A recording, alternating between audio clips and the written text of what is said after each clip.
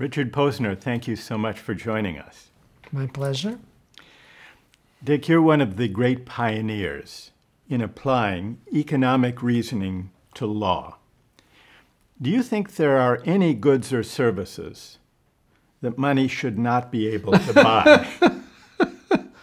Yeah, you don't want to allow people to purchase someone to be a slave, right? But in olden days, people thought it shouldn't allow purchase of sexual services. I wouldn't say that was true. You think that's okay? Yeah. That shouldn't be against the law. I don't think so, no. Let me offer you a different example. Life insurance. Most people buy life insurance to protect their families in the event of an early death. But companies also buy life insurance on their employees, not just CEOs who may be expensive to replace. Walmart, some years ago, was taking out life insurance policies on its janitors and maintenance workers, collecting the payments when those people died. Is there anything wrong with companies doing that? No, but there's an important qualification. You cannot take out life insurance on a person without the person's consent. Why not? Oh, that's very important. Why is that? That goes back hundreds of years. Because if you do that, you have an interest in the person's death, right? That's right. Yeah. There are murders that are committed by, that's what gave rise to the rule. It's hundreds of years old. But yeah, you take out a life insurance policy on another person, then you kill the person, and you get the proceeds. But right? Suppose the laws against murder are enforced. The laws against nothing are 100% effective. So Walmart should not be able to take out a life insurance policy. No, it has to get the permission of the person who whose life is being insured. There's nothing wrong with that. So a company will go to a high executive and say, look, we want to take out a life insurance policy, an insurance policy on your life, because if you die, it's going to be costly to us, right? But even we're talking here about the maintenance worker, the janitor, who won't be costly to replace. Should Walmart be able to take out a life insurance policy on his life?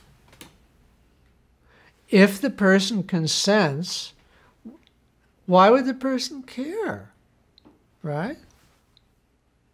Why would you, if someone comes to you and says, look, if you die, suppose you have your own life insurance. If you die, your beneficiary gets the proceeds.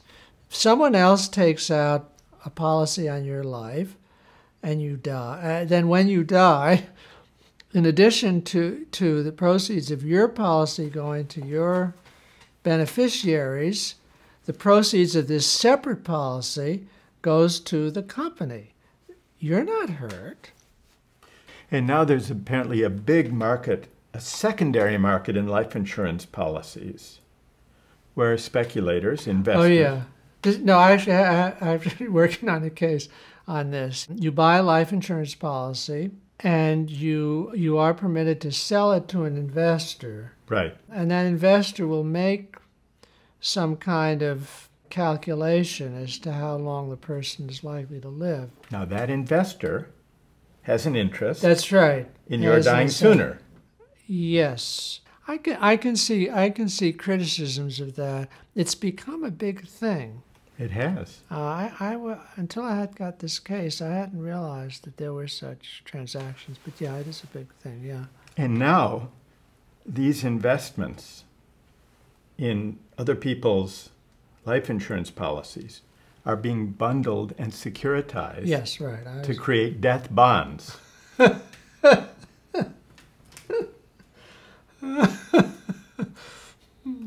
Well, I would say less that it's sinister as that it is distasteful because, of course, as an investor, you will want to try to find out as much as possible about the health of the person, yeah.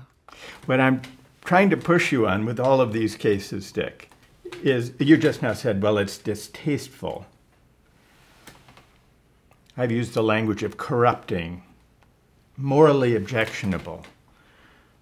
Most of your objections to these novel uses of markets tend to be on efficiency grounds.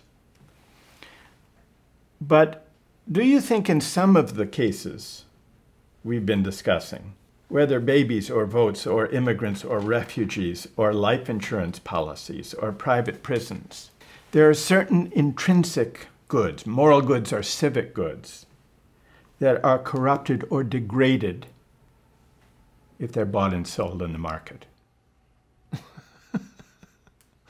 Not really. So now you see an opportunity to sell your beneficial interest to an investor who maybe wants to package it with similar beneficial interests and have a security. This is probably efficient in the sense that the investor who buys the policy from you values it more than you do. So, and that we would think a typical voluntary value maximizing contractual arrangement. And you say, it's a little creepy, right? Since the investor and indeed the beneficiary would be very interested in the health, the life prospects, and so on of the insured. So yeah, it's a little creepy. Now, is society corrupted by that kind of thing? I don't think so. Because after all, think of the people who engage in this business, right? They bring to it the willingness to engage in, and of course most Americans are like that, right? They don't worry about the morality of the activity they're in. You said as Americans, we don't care very much about the morality of the activities we're engaged in. Unless they do, real harm. And that's why we love markets. So. Right. Don't you think we should be concerned with the morality of the activities we're engaged in? I don't think it fits the American psyche. I think Americans are too individual, and there's too much emphasis, I mean too much in a bad sense, too much for your approach. There's too much emphasis getting ahead, the fact that there's some trickiness involved, exploiting inherent psychological weaknesses of people. I think that's regarded as just how things are done. I mean, how could one imagine an advertising industry that was full of exaggerations and playing on people's naivete? No, you can't imagine that. And people get pleasure from it. You can't impose on the United States the kind of society that the communists dreamed of, right? The alternative is communism? To concern ourselves with the moral limits of markets, you think that amounts to communism? No, I was saying that the communists, not the way, of course, Soviet Union, the other communist countries actually administered, but the ideal, from each according to his ability, to each according to his need. In other words, you divorce the work, the striving, the achievements from the receipts. No way you can impose that on the United States. It's like the guns, right? How many guns? I think there are like 300 million guns in the United States, something like that. Ridiculous, right? It's ridiculous. But that's part of an individualist tradition in America. And there's no way Americans can be converted to that. It's offset by a lot of things. So Americans are much less xenophobic than the foreigners. They're more willing to accept people very different from themselves and, live and let live. So on the one hand, sort of neglect of other people, every man for himself, but it does provide freedom of a kind that people in other cultures often don't have. My impression, based on this conversation, is that you are a less orthodox defender of markets than you used to be. That's true. But that your newfound skepticism about markets still differs from mine in the following respect. I think we have drifted from having a market economy to becoming a market society. And by a market society, I mean a way of life in which market values and market thinking begin to dominate every aspect of life, not just the buying and selling of material goods, but family life, health, education, civic life, law, journalism, and so on. And I think that's what's damaging.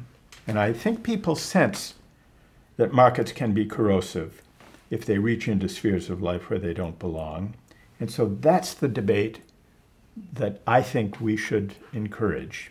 In terms of getting the public to recognize these problems and support change, I just think it's impossible. Well, we've covered a vast terrain. Richard Posner, thank you so much. My pleasure, Michael.